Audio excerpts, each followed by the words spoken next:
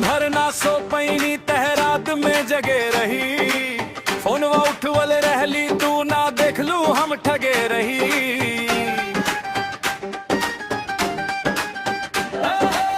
माथा पर हाथ रख के सोचत बानी हर घड़ी, कौनो बात बिगड़ गईल दिल के हालत अनहरी। अब न कर जिद राजा हमरो ता मन दुखल बा, के बेर सुन लस अब कैसे सब उलट गईल बा। ए राजा हमसे होई गल गलती, हमसे होई गल गलती, माफी दे बस ना तो टूट जाई छाती। हमसे होई ले गलती।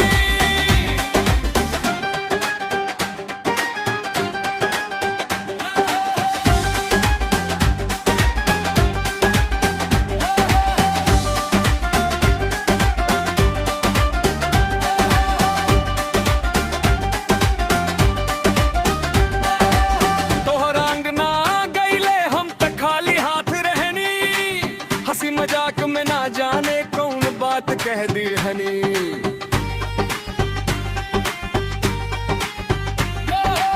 गाल पर आंसू नहीं थे पर भीतर सब भिंजल बा। तेरा बिने जिंदगी जैसे सुन अंगना बा। अब न कर जिद राजा हमरो ता मन दुखल बा, के बेरर सुन लस अब कैसे सब उलट गईल बा।